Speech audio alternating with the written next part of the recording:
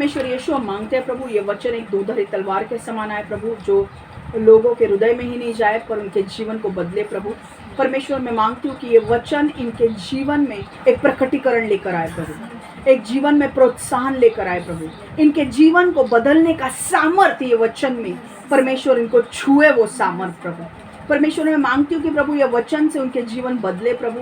मैं मांगती हूँ शैतान इस वचन को इनके जीवन से चुरा ना पाए और ये वचन के द्वारा इनके जीवन में बहुत सारे फल लगे प्रभु। यीशु के नाम से हम मांगते हैं, आमेन आमेन आमेन, हालेलुया, आमेन।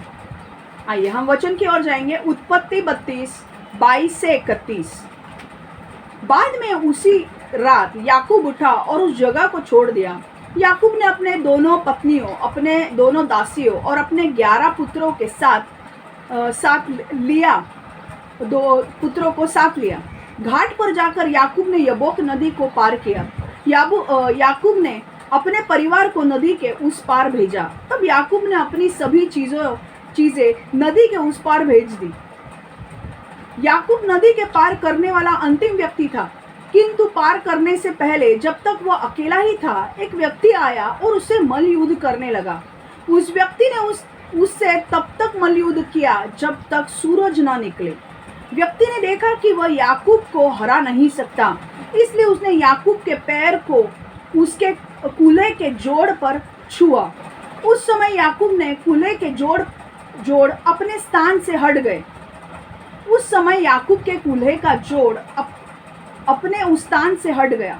तब उस व्यक्ति ने याकूब से कहा, मुझे छोड़ दो, सूरज ऊपर चढ़ रहा है। किंतु याकूब ने कहा, मैं तुमको नहीं छोड़ूंगा, मुझे तुम्हें आशीर्वाद देना होगा। और उस व्यक्ति ने उससे कहा, तुम्हारा क्या नाम है? और याकूब ने कहा, मेरा नाम याकूब है। तब व्यक्ति ने कहा, तुम्हारा नाम याकूब नहीं रहेगा, अब तुम्हारा नाम इज़राइल होगा। मैं तुम्हें यह नाम इसलिए देता हूँ कि तुमने परमेश्वर के साथ और मनुष्य के साथ युद्ध किया है और तुम्हें हराया नहीं जा सके हो और तुम हराए नहीं जा सके हो। तब याकूब ने उससे पूछा, कृपया मुझे अपना नाम बताए। किंतु उस व्यक्ति ने कहा, तुम मेरा नाम क्यों पूछते हो? उस समय उस व्यक्ति ने याकूब को आशीर्वाद दिया, इसलिए याकूब ने उस जगह का नाम पेनियल रखा। याकूब ने कहा, इस जगह मैंने परमेश्वर का प्रत्यक्ष दर्शन किया है, किंतु मेरी जीवन की रक्षा हो गई। जैसे ही वह पेनियल से गुजरा, सूरज निकल आया। याकूब अपने पैर के कारण लंगड़ा कर चल रहा था। हालेलुया, आमेन। अब ये स्टोरी क्या शुरू हो रही है हम देखेंगे, ठीक है। देखो, ये पहला, हम स्टोरी में जाने से पहले मैं आपको थोड़ा बैकग्राउंड देना चाहती हूँ। बैकग्राउंड एक बार समझ में आ गया तो आपको स्टोरी समझने में बहुत आसानी होगी। अब बैकग्राउंड ऐसा था, याकूब, आपको पता था याकूब ने पहला अब्राहम का बच्चा था इसाक का बच्चा था याकूब। ओके, इसाक के 2 पुत्र थे, याकूब और ईसौ, ठीक है। अब लास्ट टाइम हमने सुना था याकूब ने पहलौठा होने का अधिकार ईसाऊ से कैसे छीन लिया था। अब क्या हुआ था, याकूब एक बड़ा बदमाश लड़का था, वो सबसे चीजें छीनता था, दूसरों की चीजें छीनता था। तो उसने क्या किया, ईसाऊ के जो पहलौठे होने का अधिकार छीन लिया। उसके बाद एक ऐसा वक्त आता था कि पिता मरने के बाद, उस टाइम में, एक ध्यान से मेरी बात सुनो, उस टाइम पर पिता गुजरने के पहले अपने बच्चों को आशीष देता था। और पिता अपने बच्चों को, जब वो मरने जाता था, पिता का जब टाइम आता था, परमेश्वर उसे पहले ही बता देता था कि तेरा टाइम आ रहा है। तो पिता क्या करता था, अपने बच्चों को बुलाकर उन्हें आशीष देता था, उनके ऊपर भविष्यवाणी करता था। और जो भी भविष्यवाणी वो करता था, वो भविष्यवाणी 100% पूरी होती थी। अब ऐसा हुआ कि जब इसाक को पता चला कि अब मेरा समय आ चुका है, उसने याकूब को अपने करीब बुलाया। याकूब और ईसाऊ को करीब बुलाया था कि मैं उनको आशीष दूं। पर इसाक ने क्या बोला, इसाक ने बोला कि मुझे, मेरा पहला पुत्र कौन है, ईसाऊ है, मुझे ईसाऊ को आशीष देना है। और ईसाऊ को आशीष देने के लिए उसने ईसाऊ से कहा कि जाके तू वो एक हंटर था, शिकारी था, उसे कहा कि तू शिकार कर और शिकार करके तू जो लेकर आएगा मुझे खाने को दे, और फिर जब मेरा पेट भर जाएगा, मेरे अंदर से तेरे लिए मैं आशीर्वाद दूंगा। ये सारी चीजें याकूब की माँ सुनती है और याकूब से कहती है, ईसाव वो आशीष लेने से पहले तू ही जा, अपना वेश को बदल, अपने ऊपर हाथ के ऊपर सारे बालों को लगा, क्योंकि ईसाव के ऊपर काफी सारे बाल थे। तो ईसाव के मम्मी ने क्या बोला याकूब को कि याकूब तू जा और अपने ऊपर बाल लगा, कपड़े डाल ईसाव के, और तू जाके वो आशीर्वाद ले ले। और याकूब वैसा ही करता है, वो आशीर्वाद, ईसाव का आशीर्वाद वो खुद ले लेता है। और फिर जब ईसाव को पता चलता है कि याकूब ने मेरा आशीर्वाद ले लिया है, तब ईसाव बोलता है मैं याकूब को अब मार डालूंगा। तब उसकी माँ डरने लगती है कि मेरा बच्चे को ईसाव मार डालेगा। इसकी उसकी माँ क्या बोलती है, तू यहाँ से निकल और मेरे भाई के पास चला जा। उसके भाई का नाम कौन है, लबान। तो वो क्या बोलती है कि लबान के पास चला जाओ। और अब हमारी स्टोरी शुरू होती है। अब क्या करता है याकूब, याकूब दौड़ के चला जाता है ईसाव से बचने के लिए, लबान के पास चला जाता है। ठीक है, लबान के पास अब वो बहुत साल उसने लबान के पास गुजारे हैं, और अब परमेश्वर उसे वापस मिलता है और परमेश्वर याकूब को कहता है, याकूब तेरा समय आ चुका है, तू यहाँ पर आया, तेरे 2 बीवियाँ हुई, दासियाँ हुई, उनके द्वारा तेरे 11 बच्चे हुए, अब तेरा समय आया है कि तुझे तेरे देश वापस लौटना है। अब देखो क्या होता है। अब यहाँ से हमारी स्टोरी शुरुआत हो रही है, समझ में आ गया? चलो अब हम वचन को पढ़ेंगे 22 से 24। बाद में उसी रात याकूब उठा और उस जगह को छोड़ दिया। कौन सी जगह को? उस जगह को जो परमेश्वर ने कहा था, वह जगह को छोड़कर उस देश में जा।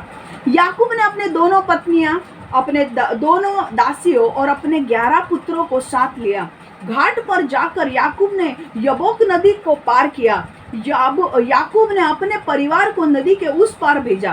तब याकूब ने अपनी सभी चीजें नदी के उस पार भेज दी।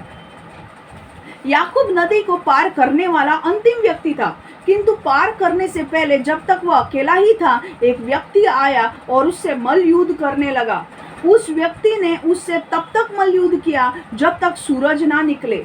अब देखो क्या हुआ, याकूब ने क्या किया, याकूब को परमेश्वर ने बोला भाई तुझे अपने देश लौटना है। उसने क्या किया, अपने पत्नियों को लिया, अपने दासियों को लिया, अपने 11 बच्चों को लिया, अपने सारे दास दासियों को लेकर उसने अपने परिवार को नदी, याबोक नदी के पार भेज दिया।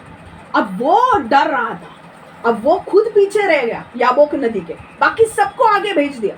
अब वो पीछे रह गया, और तब आकर वो वहां पर एक व्यक्ति आता है और याकूब से मल्ल युद्ध करने लगता है। मल्ल युद्ध मतलब कुश्ती करने लगता है, WWF। ओके, मल्ल युद्ध करने लगता है। और उस व्यक्ति ने तब तक मल्ल युद्ध किया उसके साथ जब तक सूरज नहीं निकलता है। ठीक है, अब यहाँ पे एक चीज हमें ध्यान देना जरूरी है। यहाँ पे देखो, याकूब को पता है कि परमेश्वर ने मुझे कहा है वापस उस देश में जाने के लिए, और जब मैं वहां पर जाऊंगा ईसाव मुझे मिलेगा और ईसाव मुझे मार डालेगा। अब याकूब के अंदर बहुत से डर आ गया है, बहुत डर आ गया, और याकूब बोल रहा है कि मैं अगर ईसाव को मिलूंगा तो मेरा जीना मुश्किल होने वाला है, मैं वहां पे मरने वाला हूँ, अब मैं क्या करूं। इसलिए वो क्या करता है, वो सारे पलटन को, अपने फैमिली को आगे भेज देता है और वो पीछे रहता है खुद।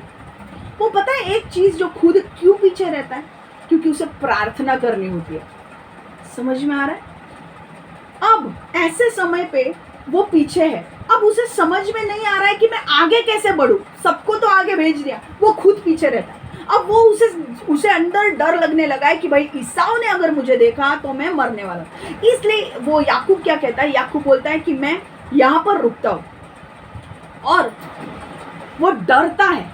उसी वक्त एक व्यक्ति आकर उसके साथ कुश्ती लड़ने लगता है। ठीक है, हम उसमें जाने से पहले मुझे आपको पॉइंट बताना है। हमें परमेश्वर के क्षमा और अनुग्रह की जरूरत है आगे बढ़ने के लिए।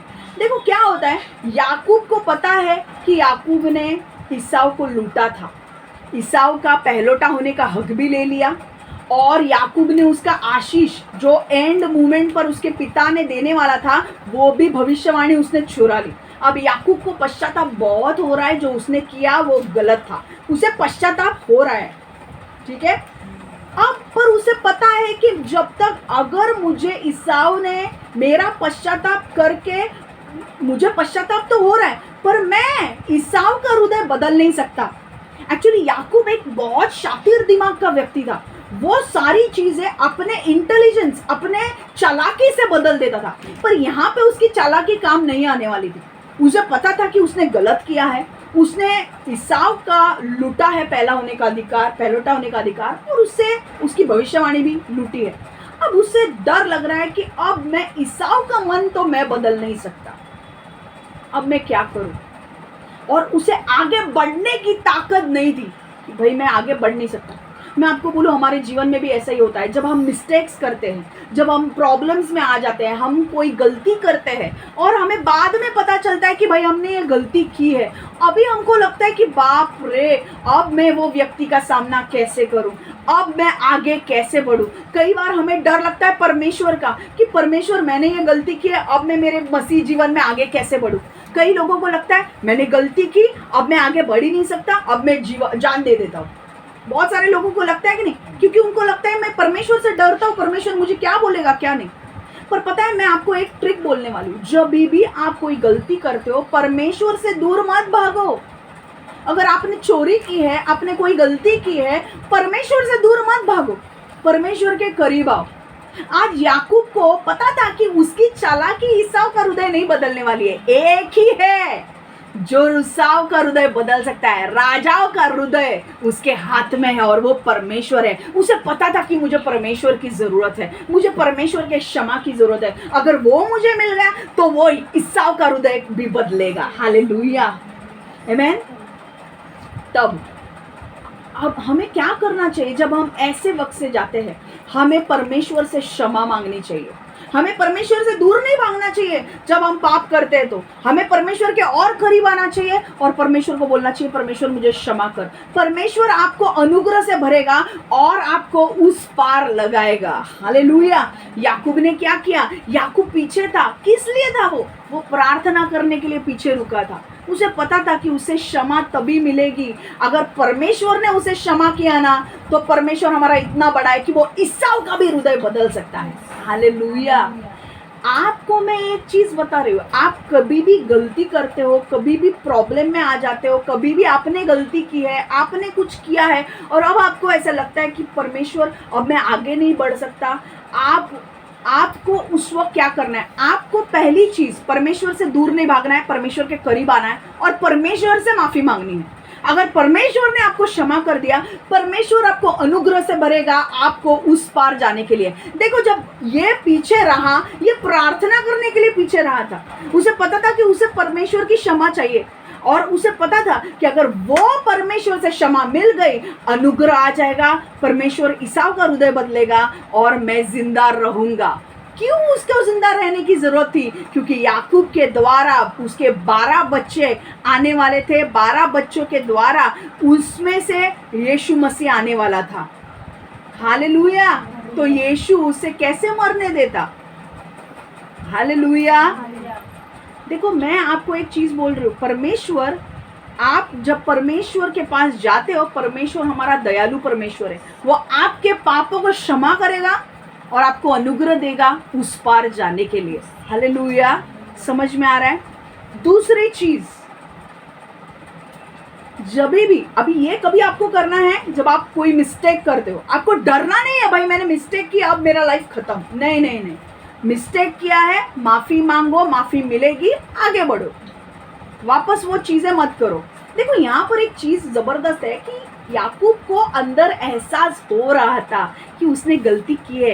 एक चीज ध्यान में रखो, जब आप मिस्टेक्स करते हो, आप गलतियां करते हो, आपके अंदर वो पश्चाताप होना जरूरी है। आपके अंदर आपके मिस्टेक्स को रिकॉग्नाइज करना कि भाई मैंने ये गलती की है, इस गलती को पहचानना जरूरी है। अगर आप गलती को पहचानोगे नहीं कि मैंने कौन सी गलती की है, आप सुधरोगे कैसे? हालेलुया।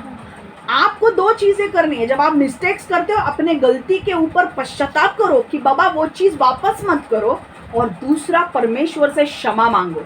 परमेश्वर आपको क्षमा करेगा, अनुग्रह भी देगा आगे बढ़ने के लिए।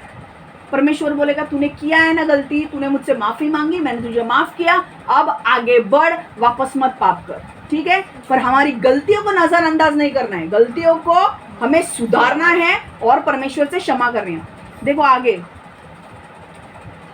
एक चीज जानना बहुत जरूरी है, दूसरा पॉइंट मुझे बोलना है कि याकूब के पास जब याकूब अकेला था वहां पर आकर एक व्यक्ति आया और उसके साथ मल युद्ध करने लगा, उसके साथ कुश्ती करने लगा, और वो तब तक कुश्ती कर रहा था जब तक सुबह नहीं हो जाती।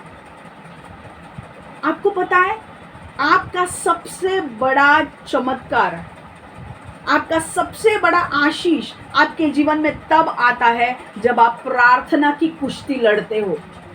हालेलुया। जब आप प्रार्थना की कुश्ती लड़ते हो, जब आप प्रार्थना में परमेश्वर के साथ कुश्ती करते हो, आपके आशीष ऐसे खुलते जाएंगे, आपका आशीष आपको ऐसे मिलेगा, आपके चमत्कार आपको ऐसे मिलेगा। तो हमारा प्रॉब्लम यह है ना कि हमको टाइम ही नहीं मिलता प्रार्थना करने के लिए। मैं आपको बोलूं, आप जितना प्रार्थना नहीं करोगे ना, उतने काम आपके ढीले ढीले होते जाएंगे, धीरे धीरे हो जाएंगे। पर जितना आप प्रार्थना में बैठोगे, जितना आप परमेश्वर के साथ कुश्ती लड़ोगे, प्रार्थना की कुश्ती, क्यों परमेश्वर कहता है मत्ती 7:7 में, परमेश्वर से मांगते रहो, लिख के लो सिर्फ मत्ती 7:7, मैथ्यू 7:7, जो कुछ चाहते हो उसके लिए परमेश्वर से प्रार्थना करते रहो, परमेश्वर से मांगते रहो, तुम्हें दिया जाएगा, खोजते रहो तुम प्राप्त होगा, खटखटाते रहो तुम्हारे लिए द्वार खोल दिया जाएगा। Hallelujah. Ask and it will be given to you, seek and you will find, knock and it will be open to you. एक चीज हमें कुश्ती किसमें लड़नी है? परमेश्वर से मांगते रहना है, मांगने की कुश्ती लड़नी है।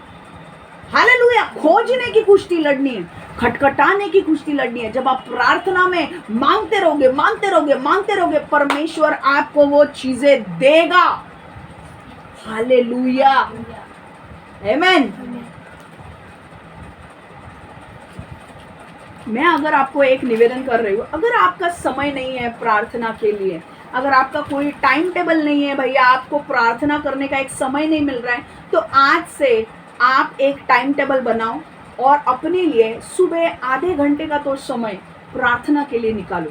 पहला टाइम सुबह का आधे घंटे प्रार्थना के लिए निकालो। मैं आपको बोल रही हूँ, आपका जीवन और भी बेहतर बेहतर बेहतर हो जाएगा और आपके ऊपर अभिषेक आने लगेगा। आपके अभिषेक से आपके काम जल्दी होने लगेंगे। प्रार्थना के बाद आपको बहुत हल्का महसूस होने लगेगा, आपके ऊपर अभिषेक आएगा और वो अभिषेक आपको कुछ भी सहन करने की ताकत देगा। हालेलुया, आमेन। मैं आपको बोल रही हूँ, अगर आपने आपके लिए प्रार्थना का समय नहीं निकाला है, तो आज से आप सुबह जो टाइम ऑफिस जाते हो, ऑफिस टाइम जाने के पहले 1 घंटा जल्दी उठो, आधा घंटा प्रार्थना के लिए दो और फिर आप ऑफिस जाओ। देखो आपके जीवन में कितना बदलाव आएगा। देखो 25 और 26वां वचन, व्यक्ति ने देखा कि वह याकूब को हरा नहीं सकता, इसलिए उसने याकूब के पैर को उसके कूले के जोड़ पर छुआ। उसी समय याकूब ने कूले का जोड़ अपने स्थान से हट गया। तब उस व्यक्ति ने याकूब से कहा, मुझे छोड़ दो, सूरज ऊपर चढ़ रहा है। किंतु याकूब ने कहा, मैं तुम्हें नहीं छोड़ूंगा, मुझको तुम्हें आशीर्वाद देना होगा। देखो ये व्यक्ति जो आया ना याकूब से लड़ने के लिए, ये जो व्यक्ति ने क्या किया, उसके कूले के ऊपर एक फटका मार दिया, हिप के ऊपर, कूले के ऊपर एक फटका मार दिया। और जो फटका मारा तो उसकी जो हड्डी थी वो वहां से सरक गई। अब वो व्यक्ति लंगड़ाने लगा, याकूब लंगड़ाने लगा। उस समय तब व्यक्ति ने याकूब से कहा, मुझे छोड़ दो। वो सामने वाले व्यक्ति ने, जिसने याकूब को मारा ना फटका, वो बोलने लगा, मुझे छोड़ दो, सूरज ऊपर आ गया है। याकूब ने कहा, मैं तुम्हें नहीं छोड़ूंगा जब तक तुम मुझे आशीर्वाद नहीं देते। अब यहां से हमें क्या सीखना है? एक चीज ध्यान में रखो, परमेश्वर दृढ़ता का सम्मान करता है, विशेष रूप से जब हम उसकी खोज करते हैं। God honours perseverance specially in our seeking of him. एक चीज ध्यान में रखो, याकूब में 2 बहुत अच्छी आदतें थी। एक आदत उसकी आत्मिक चीजों को समझना, आत्मिक समझ उसमें बहुत थी, और दूसरी उसमें बहुत अच्छी दृढ़ता थी। कैसे समझ में आता है कि उसको आत्मिक समझ थी? देखो, यह तब देखा गया जब वह अपने भाई के पास से भाग गया और उसे स्वर्ग की सीढ़ी का दर्शन हुआ। और फिर जब उसने प्रभु की आवाज का अनुसरण किया और उसे अपने देश लौटने के लिए कहा, देखो जब उसने क्या किया, जब याकूब ईसाव को फंसाया ना, उसके माँ ने बोला इधर से भाग, तू इधर से भाग वरना ईसाव तेरे को मार डालेगा। वो वहां से भाग गया। जैसे वो भाग रहा था, एक जगह आई, वो जगह पे वो क्या किया, उसने वो लेट गया उस जगह पे। और वो जगह पे जैसा लेटा ना, उसे एक सपना आया और उस सपने में उसने देखा कि उसे स्वर्ग में सीढ़ी दिख रही है। उत्पत्ति 28:12 जेनेसिस 28:12। याकूब ने सपना देखा, उसने देखा कि एक सीढ़ी पृथ्वी से स्वर्ग तक पहुंची है। और उसने क्या देखा वो सपने में, कि वो एक सीढ़ी है जो स्वर्ग तक पहुंची है और वहां से स्वर्गदूत नीचे उतर रहे हैं और चढ़ रहे हैं। और तब याकूब ने देखा कि भाई ये जगह परमेश्वर का स्थान है। तो ये क्या था, याकूब आत्मिक चीजों में अच्छा व्यक्ति था, आत्मिकता, याकूब की आत्मिक समझ बहुत अच्छी थी। हालेलुया। दूसरी चीज आत्मिक समझ याकूब की कब देखनी पड़ी पता है, जब याकूब के बच्चे हो गए, वो लबान के पास रह रहा था, याकूब के 2 बीवियां हो गई, दासियां हो गई, बच्चे हो गए, और अब परमेश्वर बोलता है याकूब तेरा समय यहाँ पर पूरा हो चुका है, अब निकल इस देश से और अपने देश लौट जा। ये सुनना भी बहुत बड़ी बात है ना, परमेश्वर का आवाज सुनना। ये दोनों, एक बार तो उसके सपने में उसने देखा और दूसरी बार उसने परमेश्वर की आवाज सुनी। तो क्या चीज थी, दोनों गुण अच्छे थे याकूब के, कि उसको परमेश्वर से आत्मिक चीजें समझती थी, उसे परमेश्वर से आत्मिक चीजों का ज्ञान मिल रहा था, आत्मिक समझ उसे परमेश्वर से मिल रही थी। समझ में आ गया। अब दूसरी चीज जो परमेश्वर को पसंद थी, वो उसमें ढूंढता थी। पता है क्या हुआ आपको, ढूंढता मतलब परसिवरेंस, परसिवरेंस मतलब ढूंढता, मतलब जब तक हमें वो चीज मिलती नहीं है उसके पीछे लगे रहना, उसे बोलते हैं ढूंढता। चाहे कितनी भी मुश्किल आए, चाहे कितनी भी तकलीफें आए, उस चीज के पीछे लगते रहना, उसे बोलते हैं ढूंढता। और पता है आपको याकूब की सबसे बड़ी अच्छी बात क्या थी, आपको पता है याकूब जब लबान के पास गया, वहां पर उसे एक औरत दिखी, वो औरत का नाम था रेचल, और उसको देखकर भाई याकूब की आंखें फिर गई, उसे रेचल इतनी पसंद आई भाई, लव एट फर्स्ट साइट। एक बार में उसको रेचल पसंद आई और उसने पता है क्या किया, उसने जाके उसके लबान से उसका हाथ मांगा। लबान की बेटी थी वो रेचल, और उसने लबान से हाथ मांगा रेचल के लिए। और लबान ने पता है क्या किया, उसके मामा ने क्या बोला पता है याकूब को, उसने बोला तेरे को रेचल अगर चाहिए ना तो 7 साल मेरी सेवा करनी पड़ेगी, 7 साल मेरे बैल बछड़ों को चलाना फिराना पड़ेगा, तब मैं तुझे रेचल दूंगा। आपको पता है 7 साल तक याकूब ने अपने मामा की सेवा की, खेत में वो अपने मामा के सबसे अपने जो बैल अपने ये जो है ना बछड़े, वो सब उनको लेकर जाता था, उनको चराने के लिए और लेकर आता था। 7 साल तक उसने मेहनत की और 7 साल के बाद उसे रेचल दी गई, राहेल उसे दी गई शादी में। कौन करेगा इतना 7 साल मेहनत, पर वो उसका प्यार सच्चा था ना, इसलिए उसने 7 साल तक मेहनत की। और यही 2 क्वालिटीज अब उसके काम में आ रही थी। अब देखो क्या होता है, अब वो जा रहा है ईसाव के पास, अब उसकी 2 क्वालिटीज यही काम में आ रही है। अब याकूब को, अभी हमको पता है कि याकूब के आत्मिक ज्ञान याकूब को है, आत्मिक चीजें याकूब को समझती है। और दूसरा वो ढूंढता, उसके अंदर ढूंढता बहुत थी, वो पीछे हार मानने वाला वैसे नहीं था।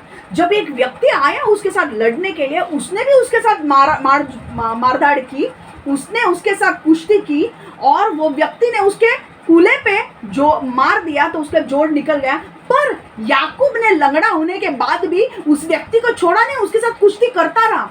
वो व्यक्ति क्या बोला पता है, सुबह हो गई मुझे जाने दो, सुबह हो गई मुझे जाने दो। याकूब ने बोला मैं तुझे तब तक नहीं जाने दूंगा जब तक तू मुझे आशीष नहीं देता है।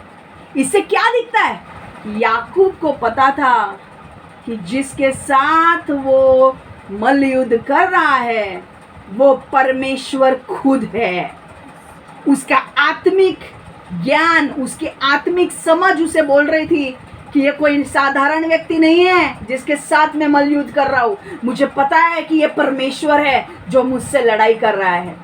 दूसरी चीज उसके अंदर ढूंढता थी, वो ऐसे परमेश्वर को छोड़ने वाला नहीं था। वो पता था उसे कि उसने क्या बोला परमेश्वर को, मैं तुझे छोड़ने वाला नहीं हूँ। कोई साधारण व्यक्ति को तो वो छोड़ देता, पर उसे पता था कि वो परमेश्वर है। वो बोल रहा था कि मैं परमेश्वर से आशीष लिए बगैर उसे छोड़ूंगा नहीं।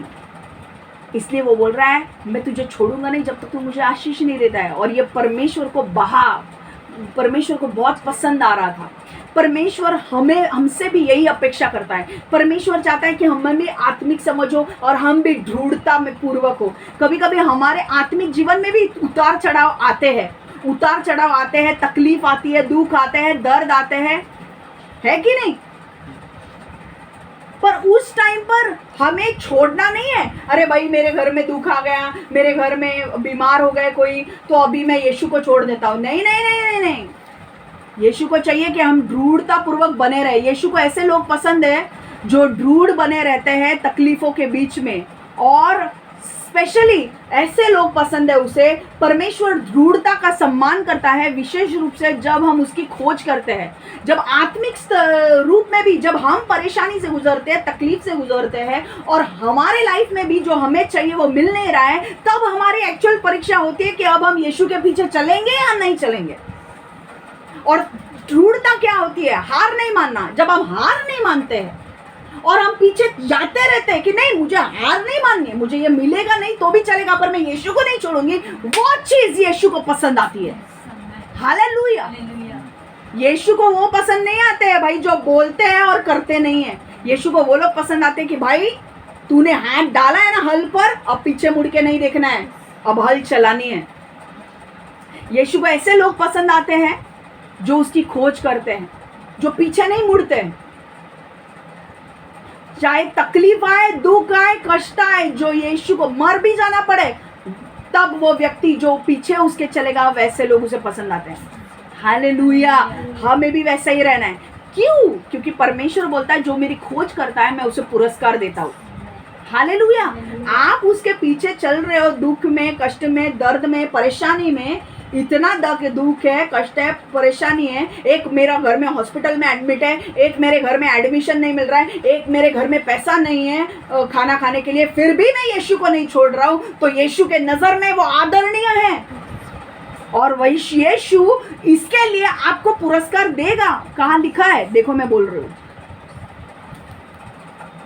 इब्रानियों 11:6, और विश्वास के बिना तो परमेश्वर है। हिब्रूज 11:6, और विश्वास के बिना तो परमेश्वर को प्रसन्न करना असंभव है, क्योंकि हर एक व्यक्ति वह जो उसके पास आता है उसके लिए यह आवश्यक है कि वह उसकी बात का विश्वास करे कि परमेश्वर का अस्तित्व है, और वह उसे सच्चाई के साथ खोजते हैं, वह उन्हें उसका प्रतिफल देता है। Hallelujah. Hebrews 11:6, but without faith it is impossible to please him, for he who comes to God must believe that he is, and he is the rewarder of those who diligently seek him। देखो याकूब दृढ़ता से परमेश्वर को ढूंढ रहा था, उसने जाने नहीं दिया। इतना लंगड़ा हो गया वो, पर फिर भी पकड़े हुए था कि मैं तुझे जाने नहीं दूंगा जब तक मुझे आशीष नहीं देता। हमें भी वैसे ही रहना है। जब तक परमेश्वर तू मुझे आशीष नहीं देता है, मैं प्रार्थना करते रहूंगा।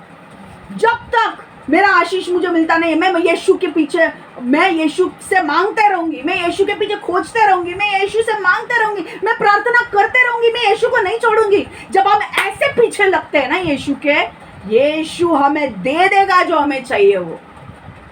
हालेलुया। आमीन। परमेश्वर को दृढ़ता पसंद है। मेन तुम्हारी परीक्षा जब होती है ना, जब भाई तुम्हारे खीसे में पैसे नहीं है और हालेलुया हालेलुया कर रहे हो, परमेश्वर को तब अच्छा लगता है। जब तुम्हारे पास कुछ नहीं है तभी भी तुम परमेश्वर का हाथ नहीं छोड़ते हो, परमेश्वर को आराधना देते हो, तब तुम्हारी बड़ी टेस्टिंग होती है। जब सब कुछ है तो परमेश्वर के पीछे चलना बहुत आसान है भाई। जब कुछ नहीं है ना, तब परमेश्वर को हालेलुया देना, परमेश्वर के पीछे चलना बहुत बड़ी बात है। समझ में आ रहा है?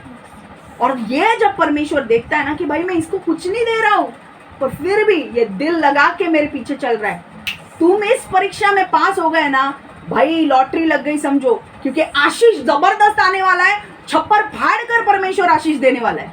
परीक्षा में पास हो गए तो। समझ में आ रहा है? तीसरी चीज, अब देखो 27वां और 28वां वचन। और उस व्यक्ति ने उससे कहा, तुम्हारा क्या नाम है? और याकूब ने कहा, मेरा नाम याकूब है।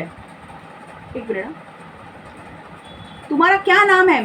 याकूब ने कहा, मेरा नाम याकूब है। तब व्यक्ति ने कहा, तुम्हारा नाम याकूब नहीं रहेगा, अब तुम्हारा नाम इज़राइल होगा। मैं तुम्हें यह नाम इसलिए देता हूँ कि तुमने परमेश्वर के साथ और मनुष्य के साथ युद्ध किया है और तुम हराए नहीं जा सके हो। हालेलुया, आमेन। देखो,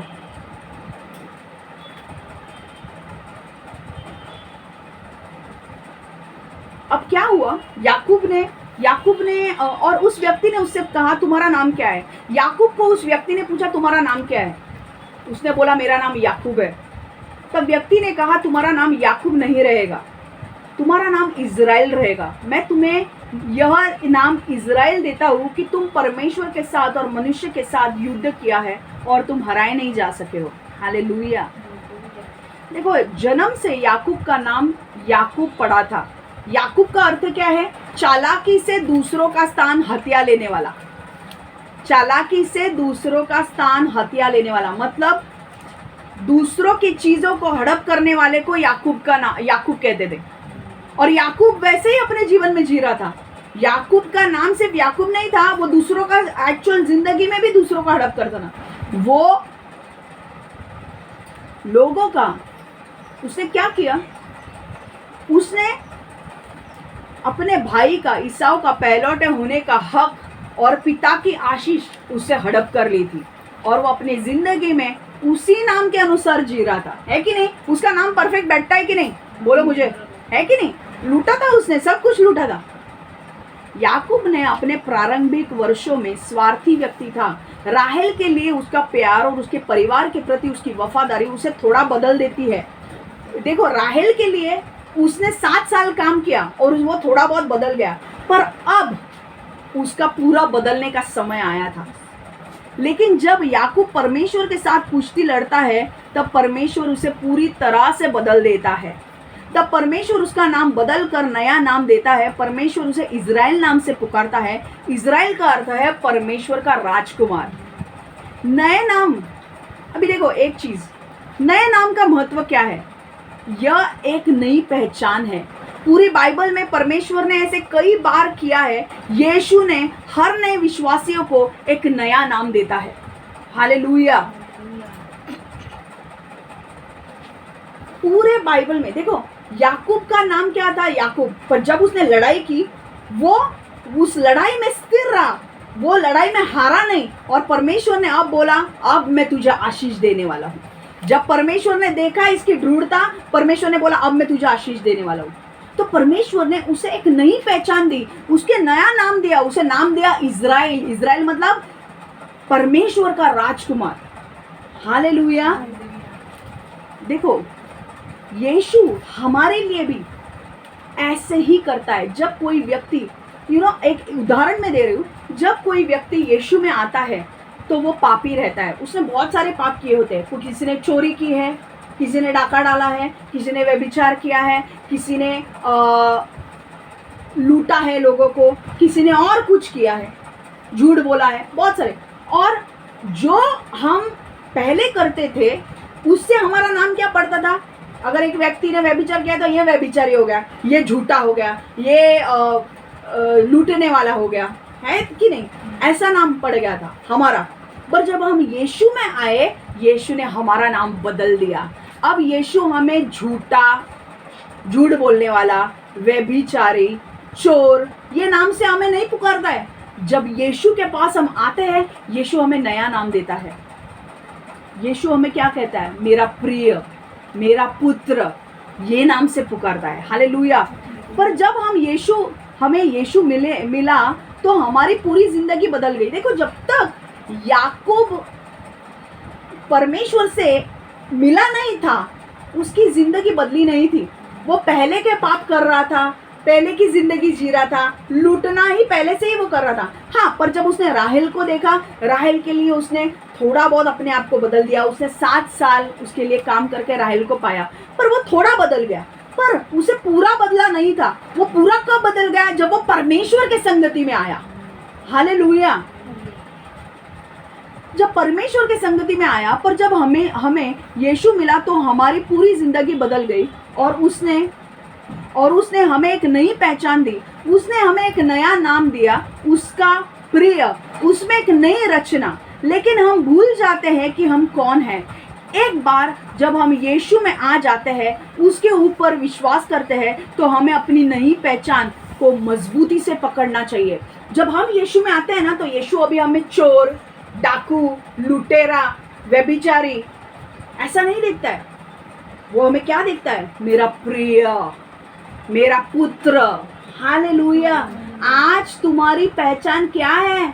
तुम्हारी पहचान तुम्हारे पुराने जीवन में तुमने जो किया है उससे नहीं साबित होती है। आज परमेश्वर यीशु जो नाम से तुम्हें पुकारता है, उससे तुम्हारी नई पहचान होती है।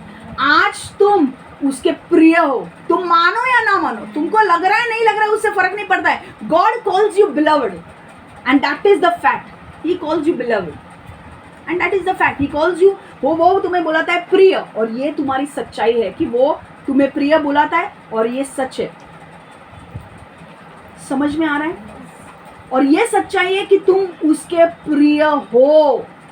तुम्हें लगे या ना लगे उससे कोई फर्क नहीं पड़ता है। लोगों ने तुम्हें क्या नाम दिया है उससे कोई फर्क नहीं पड़ता है। जो नाम परमेश्वर तुम्हें जो नाम से पुकारता है वो सत्य है। परमेश्वर तुम्हें धर्मी कहता है, पापी नहीं। परमेश्वर तुम्हें प्रिय पुत्र करके पुकारता है। हालेलुया। तुम उसके पुत्र हो। हालेलुया। परमेश्वर तुम्हें धर्मी करके पुकारता है, इसमें मैं कोई खोट नहीं देखता हूँ। हालेलुया। और मैं आपको बोलूं, आपको ये जीवन में ध्यान में रखना है। याकूब ने क्या किया? जब उसका नाम इजराइल पड़ गया तो इजराइली उसने याद रखा कि अब मैं परमेश्वर का राजकुमार हूँ। हालेलुया। अब मैं याकूब नहीं हूँ। हालेलुया। उसका पुराना जो था वो खत्म हो चुका है, अब उसे नई पहचान मिल गई है। और हमारी नई पहचान क्या है परमेश्वर में? कि हम धर्मी हैं। हम पाप भले ही करते होंगे पर हम धर्मी है, और हमें धर्मी जीना भी जीवन भी जीना है। हालेलुया। कई बार मैं आपको बोलती हूँ, आज आपकी नई पहचान क्या है? कि आप धर्मी हो, धर्मी हो, धर्मी हो। परमेश्वर के नजर में आप निष्पाप हो। परमेश्वर के नजर में आप प्रिय हो, भले आपको लगे या ना लगे। आपको क्या लगता है? लोग जब बोलते हैं आपको आप प्रिय हो, तब आपको लगता है आप प्रिय हो, पर परमेश्वर आपको रोज प्रिय करके बुलाता है। हालेलुया। और यही आपको अंदर आपको रखना है कि लोग मुझे क्या बोलते हैं उससे मैं डिफाइन नहीं होने वाला हूँ। लोग मुझे बोलते हैं ये तो कभी जीतने वाला है नहीं, इससे तो कभी होने वाला नहीं है। नहीं नहीं नहीं नहीं, वो चीजों में मैं नहीं रहने वाला हूँ। परमेश्वर आज मुझे क्या बोलता है? आप लोग परमेश्वर कहता है you are more than the conquerors. आप कॉन्करर्स मतलब क्या? आप लड़ाई से भी ज्यादा आपने जीत लिया है सब कुछ। आप जीतने वालों में से हो। भले आपको लग रहा है आप जीवन में हार रहे हो, परमेश्वर बोला आप जीतने वालों से भी बढ़कर हो। Hallelujah. You are more than a conquerors. Hallelujah. देखो यू नो, मैंने कुश्ती लड़ ली, मुझे पुरस्कार मिलना चाहिए, पर उस पुरस्कार को लेकर मैं अपने हस्बैंड को देती थी। उसने लड़ाई मैंने की, तो कौन बड़ा हुआ? वो बड़ा हुआ ना। उसने कुछ भी नहीं किया फिर भी उसको मिल रहा है। हालेलुया। वो कौन है? वो बड़ा है। तुम बड़े हो, तुम्हारी स्थिति से भी बड़े हो। इधर देखो, तुम्हारी स्थिति से भी तुम बड़े हो। हालेलुया। आवाज नहीं चाहिए मुझे। आज तुम कौन हो उसे समझो। तुम कौन हो? तुम आज तुम्हारी पहचान, तुम परमेश्वर के प्रिय हो। और ये कभी मत भूलो। एक चीज क्या होती है हमारे जीवन में, हम जब उथल पुथल से गुजरने लगते हैं ना, हमारे जीवन में तकलीफ आती है, दुख आते हैं, कष्ट आते हैं, तो हमारे जीवन में क्या होने लगता है? हम बहुत दुखी हो जाते हैं और हम भूल जाते हैं कि हम परमेश्वर के कौन है। हम बहुत भूल जाते हैं, अरे हम कौन है परमेश्वर के? हम कौन है? हमको अरे परमेश्वर क्या मुझे देखता भी है क्या? मैं इतने दुख से गुजर रहा हूँ, मैं इतने तकलीफ से गुजर रहा हूँ, क्या परमेश्वर मुझे देख भी रहा है? परमेश्वर बिल्कुल तुम्हें देख रहा है। परमेश्वर तुम्हें पुकारता है मेरा प्रिय। पर हमें क्या होता है ना, हम जब तक थोड़ी सी तकलीफ आती है, थोड़ा दर्द आता है, हम भूल जाते हैं कि हम परमेश्वर के कौन है। हमारे तकलीफों से हमारा नाता परमेश्वर से नहीं टूटता है, हमारी पहचान नहीं टूटती है। आज भी मैं परमेश्वर की बेटी हूँ, भले मैं तकलीफ से गुजर रही हूँ। ये तुम्हें जानना है। जब तुम ये जानोगे तुम्हारे अंदर ताकत आएगी लड़ाई लड़ने के लिए। देखो परमेश्वर आज, लेकिन हम हमेशा वही वापस आ सकते हैं जो परमेश्वर ने हमें होने के लिए बुलाया है। हम ठोकर खा सकते हैं और भूल सकते हैं कि हम कौन हैं, लेकिन हम हमेशा वही वापस आ सकते हैं। देखो थोड़ी देर के लिए अगर हमको ठोकर भी लगती है, हम वापस आ सकते हैं परमेश्वर के पास, क्योंकि हम जानते हैं हम परमेश्वर के पुत्र हैं। हमें उससे कोई अलग नहीं कर सकता, ना स्वर्गदूत, ना शैतान, ना कोई, ना परिस्थिति उससे हमें अलग नहीं कर सकती। हमारा नाता परमेश्वर से जुड़ गया है, हम उसके बच्चे हैं और हमें कोई नहीं जो ये कर सकता। हालेलुया। हमारी पहचान आज क्या है? हम परमेश्वर के पुत्र हैं, हम परमेश्वर के बच्चे हैं, हम परमेश्वर के प्रिय हैं। आपको लगे या ना लगे ये सच है, और आपको आपकी पहचान कभी भी भूलनी नहीं चाहिए। शैतान आपको आकर बोलेगा, देख तेरी परिस्थिति तो बदल नहीं रही है, क्या तू परमेश्वर का प्रिय है? अगर तेरी परमेश्वर का तू प्रिय होता तो तेरी परिस्थिति वो बदल देता है क्या? बदली है क्या? परमेश्वर बोलेगा नहीं बदली है तो भी मेरा, अगर मेरे माँ से मैं कुछ गलती करती हूँ तो परमेश्वर, तो मेरी माँ मेरे को घर से बाहर नहीं निकाल देगी ना, मेरा रिश्ता तो नहीं टूटेगा ना, मैं फिर भी उसकी बेटी ही रहूंगी। मैं थोड़ा बहुत मेरे जीवन में तकलीफ आ रही है, अगर मेरी माँ मेरे को 2 टाइम खिला नहीं पा रही है, एक ही टाइम खिला पा रही है, तो इसका मतलब ये नहीं है ना, इसका मतलब ये नहीं है ना कि वो मेरी माँ नहीं है। प्लीज डिस्ट्रैक्ट मत हो जाओ, ये बहुत इंपॉर्टेंट पॉइंट है। तुम्हारा जीवन बदलेगा। बाद में रोते वक्त मेरे पास मत आओ, मैं बेवकूफ नहीं हूं इधर। कौन आ रहा है कौन जा रहा है वो देख लेंगे, बाहर खड़े हैं बैठे हैं वो। तुम्हारी पहचान होना जरूरी है, तुम्हें पता होना चाहिए कि तुम कौन हो। समझ में आ रहा है? आगे 29 और 30वां वचन। तब याकूब ने उससे पूछा, कृपया मुझे अपना नाम बताए। किंतु उस व्यक्ति ने कहा, तुम मेरा नाम क्यों पूछते हो? उस समय उस व्यक्ति ने याकूब को आशीर्वाद दिया, इसलिए याकूब ने उस जगह का नाम पेनियल रखा। याकूब ने कहा, उस जगह मैंने परमेश्वर का प्रत्यक्ष दर्शन किया है, किंतु मेरे जीवन की रक्षा हो गई। परमेश्वर चाहता है कि हम उसे गहराई से जानें। देखो परमेश्वर ये नहीं चाहता कि भाई तुमको जब जरूरत है तब तुम मेरे पास आओ, नहीं नहीं नहीं। परमेश्वर चाहता है कि हम उसके साथ एक रिलेशन बनाएं, एक संगति बनाएं, एक रिलेशनशिप, एक संबंध बनाएं उसके साथ। हालेलुया। देखो याकूब जानता था कि परमेश्वर कौन है। वो जानता था कि परमेश्वर उसके पिता और दादा का परमेश्वर थे। उसके पिता कौन थे? इसहाक। और उसके दादा कौन थे? अब्राहम। याकूब जानता था कि अब्राहम ने परमेश्वर को देखा है, इसहाक ने परमेश्वर को देखा है, पर मैंने परमेश्वर को नहीं देखा है। परंतु परमेश्वर याकूब से याबूक से मल युद्ध हुआ, वह मनुष्य के रूप में परमेश्वर था। याकूब जानता था कि जिससे वो लड़ाई कर रहा है वो कोई मनुष्य नहीं है, वो परमेश्वर है। और जो व्यक्ति उसके साथ लड़ाई कर रहा था ना, वो मनुष्य के रूप में आया था। समझ में आ रहा है अभी? पर अब समझ लो कि वो कौन था। अगर वो परमेश्वर था तो वो कौन था? कौन परमेश्वर उससे लड़ाई कर रहा था? वो और कोई नहीं, जो आने वाला था मसीहा, जो हमारे पापों के लिए क्रूस पर जाने वाला था, हमारे पापों के लिए कुर्बान होने वाला था और हमें पापों से मुक्ति देने वाला था। वो यीशु मनुष्य रूप में याकूब के साथ लड़ाई करने के लिए आया था। हालेलुया। वो और कोई नहीं था, वो यीशु था जो मानवीय रूप लेकर याकूब से लड़ाई कर रहा था। हालेलुया, हालेलुया, आमीन। समझा आपको कौन लड़ाई कर रहा था? या यीशु बाद में उसका बच्चे के द्वारा जन्म हुआ, पर यीशु पहले से है। त्रिएक परमेश्वर का भाग है यीशु। यीशु का जन्म अभी नहीं हुआ है। पिता, पुत्र और पवित्र आत्मा शुरुआत से थे, बस उनका समय आने का अलग अलग था। ये यीशु पृथ्वी पर का समय आने का अलग था, पर यीशु पहले से है। यीशु को ये नहीं बोल सकते कि यीशु का जन्म तब हुआ, नहीं नहीं नहीं। यीशु पहले से है और तब वो मानवीय रूप लेकर कई बार लोगों के साथ सामना करने आता था। Shadrach, मिशक, Abednego. चौथा व्यक्ति कौन था? यीशु था। हालेलुया। यीशु था, उसके साथ लड़ रहा था। अब देखो अब तक याकूब जानता था कि उसके पिता ने परमेश्वर को देखा था और उसके दादा ने परमेश्वर को देखा था, अब्राहम ने और इसहाक ने। पर अब समय आया था याकूब परमेश्वर को देखे। हालेलुया। बहुत से लोग परमेश्वर के बारे में जानते हैं, लेकिन कभी कभी उसके साथ सच्ची जीवन बदलने वाली मुलाकात नहीं कर पाते। जब हम परमेश्वर को एक बार अगर हम प्रार्थना में बैठते हैं ना, और परमेश्वर अगर हमसे आके मिलता है ना, तब हमारा जीवन बदलता है। क्योंकि ये जब परमेश्वर हमें आके मिलता है, हमारा जीवन बदलना जरूरी है ही, क्योंकि उसका अभिषेक हमें बदलता है। याकूब का जीवन तब बदला जब वो परमेश्वर से आके आमने सामने मिला। उसका नाम याकूब से हटकर इज़राइल हो गया। हालेलुया। परमेश्वर का राजकुमार, वो परमेश्वर का राजकुमार था क्योंकि उसके द्वारा 12 गोत्र आने वाले थे, 12 बच्चे उसके 12 गोत्र बनने वाले थे, और यहूदा जो उसका बच्चा था, उसके द्वारा यीशु आने वाला था। हालेलुया, आमेन।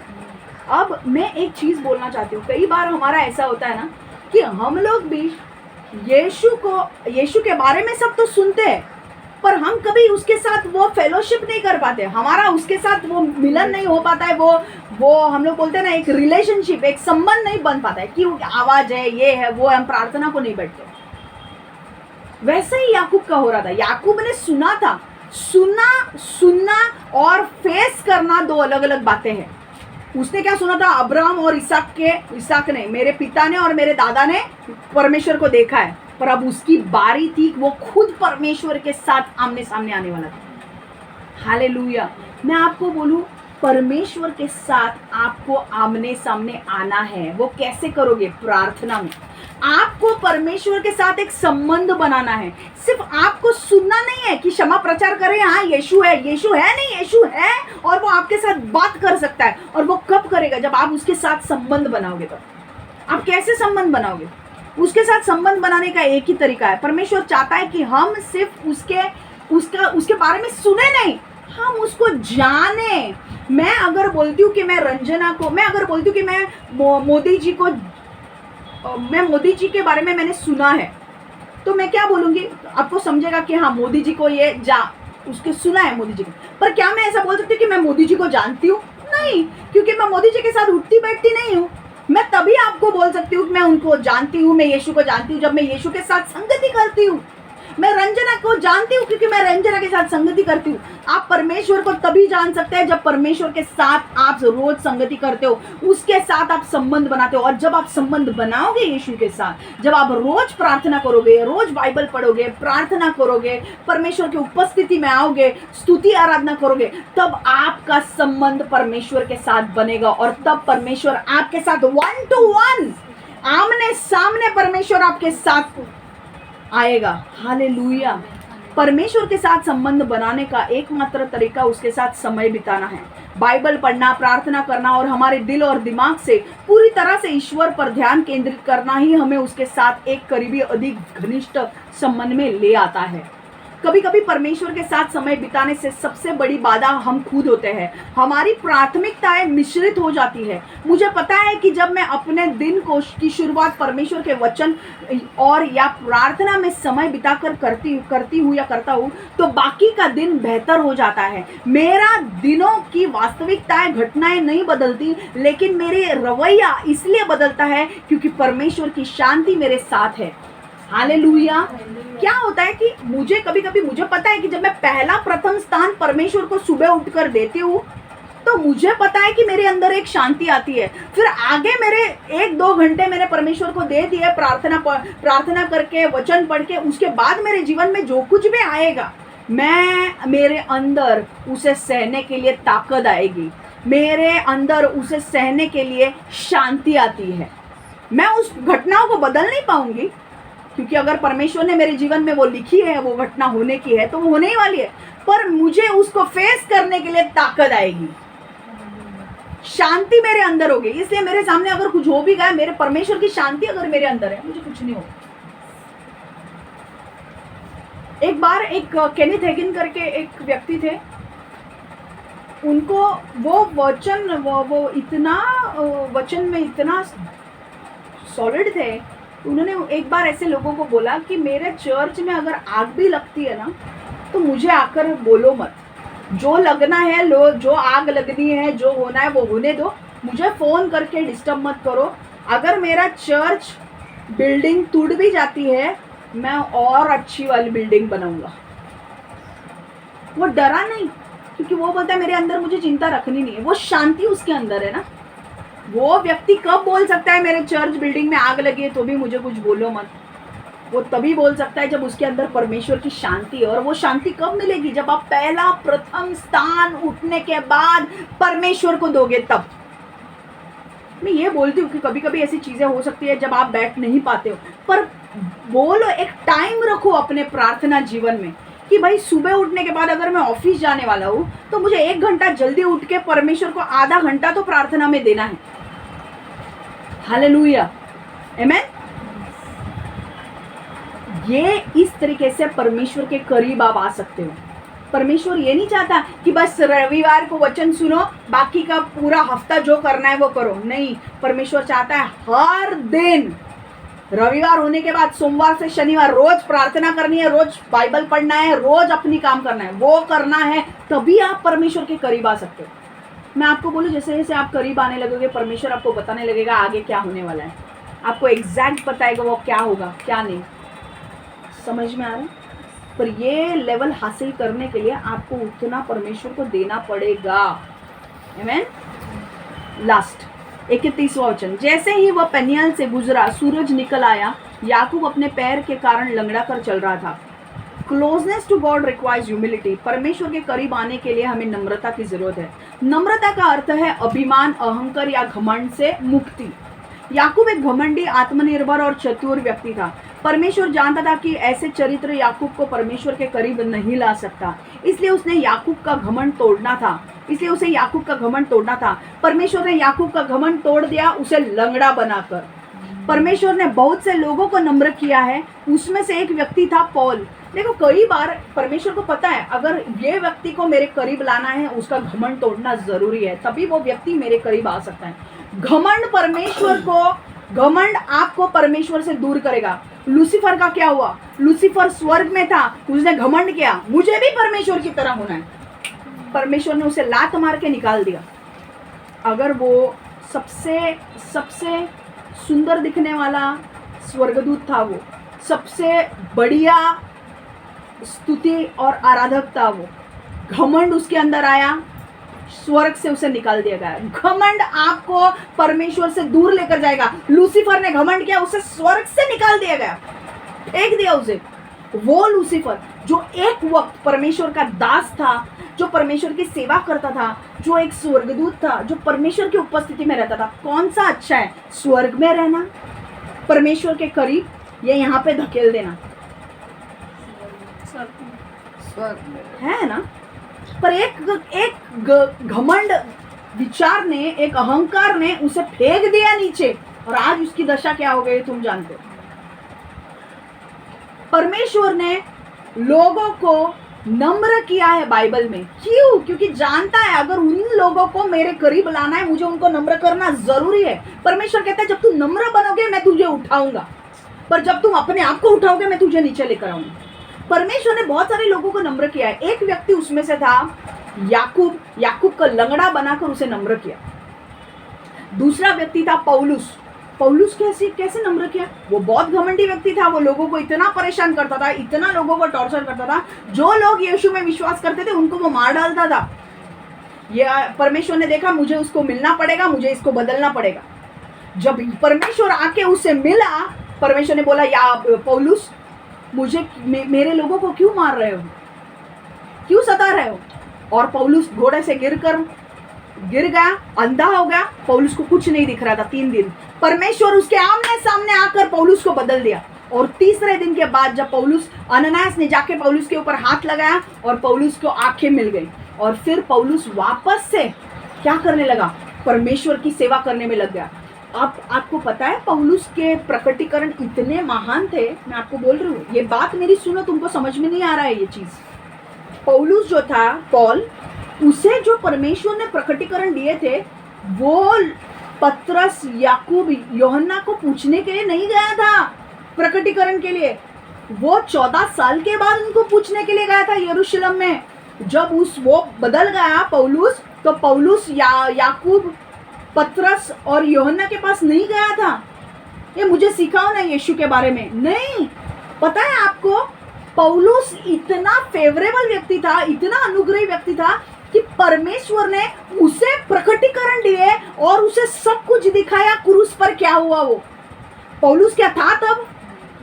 क्या चेला था वो? नहीं, पर प्रकटीकरण में पूरा प्रकटीकरण परमेश्वर ने दर्शन में पौलुस को बताया कि कैसे यीशु क्रूस पर गया, कैसे यीशु के साथ मारा गया, क्या हुआ यीशु के साथ। और देखो 2 कोरिन्थियों 12:7 से 10 में चाहती हूँ सब लोग ये पढ़े। 2 कोरिन्थियों 12:7 से 10, 2 Corinthians 12:7-10। असाधारण दैवी संदेशों के कारण मुझे कोई गर्व ना हो जाए, इसलिए एक कांटा मेरी देह में चुभाया गया, जो शैतान का दूत है। वह मुझे दुखता रहता है ताकि मुझे बहुत अधिक घमंड ना हो जाए।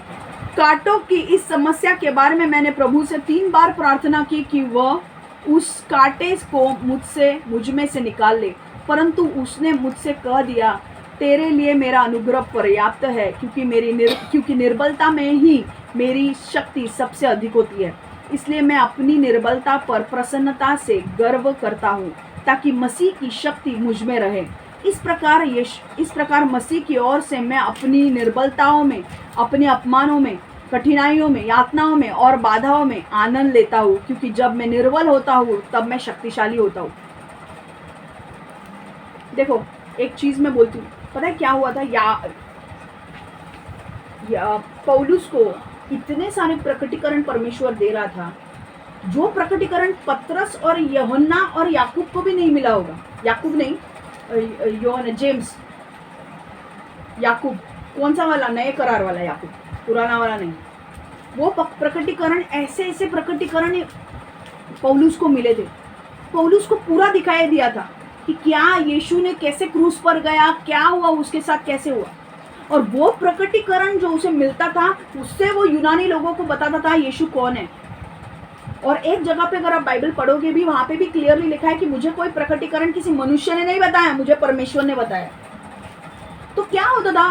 परमेश्वर ने या पौलुस को नम्र रखने के लिए, कुछ लोग बोलते हैं कि उसको एक बीमारी दी थी, कुछ लोग मानते हैं कि उसे एक बीमारी दी थी और वो बीमारी के वजह से उसे दर्द होता था और इसलिए वो परमेश्वर से कहता था इस दर्द को निकालो। और कुछ लोग ऐसे मानते हैं कि बीमारी नहीं थी वो, कुछ लोग ऐसे मानते हैं कि वो एक शैतान की ओर से परमेश्वर ने एक दूत को भेजा था, ताकि वो दूत जहां जहां पर भी वो पौलुस जाता था वहां पर उसके काम को नष्ट करने के लिए जाता था।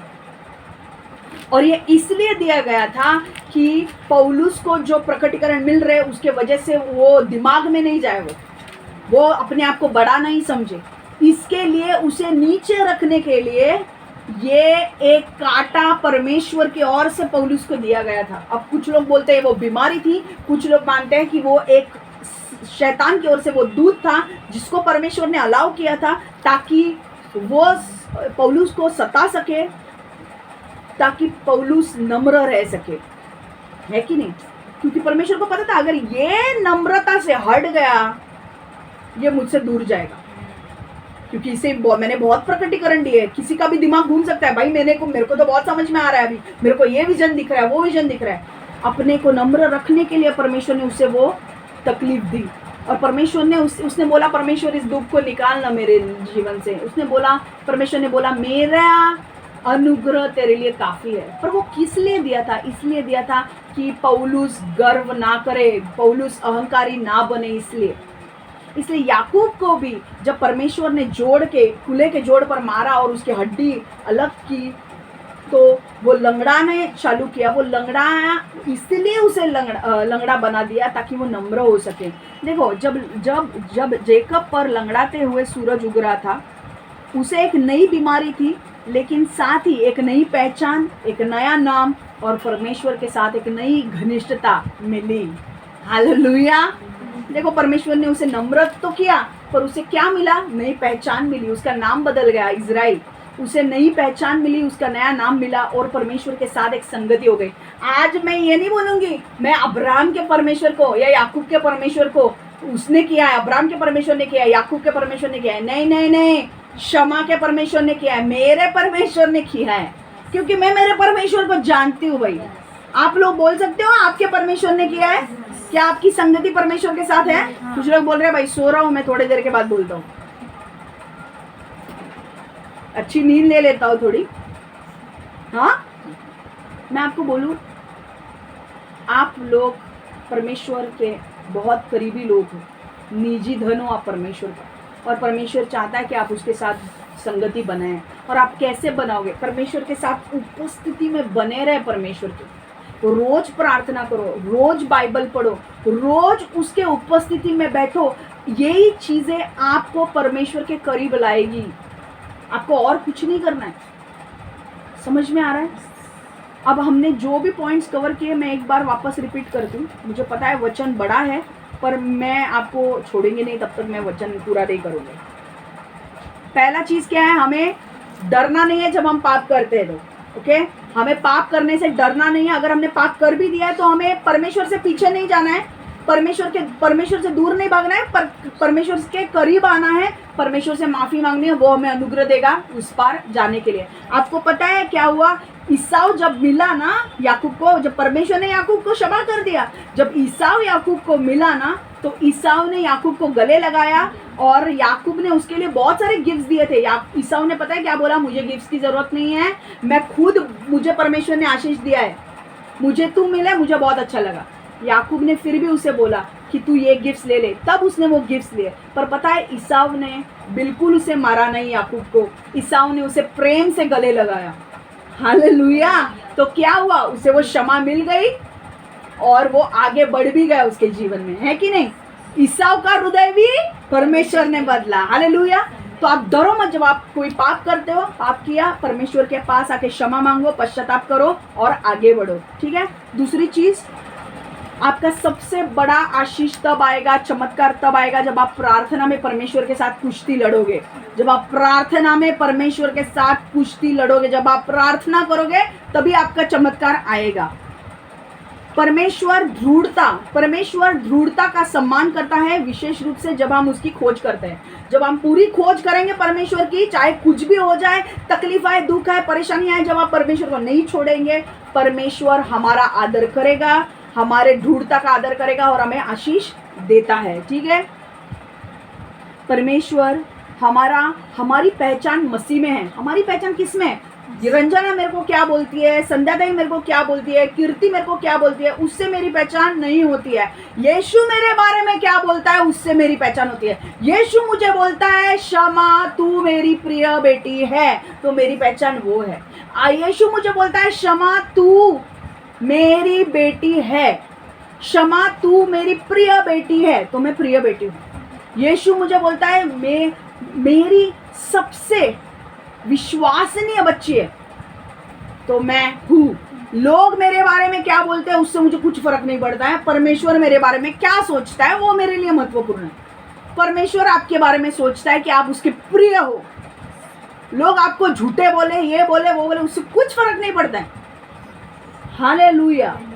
आपकी पहचान को आपको गले लगाना है, आपकी पहचान को आपको अलग होने नहीं देना है।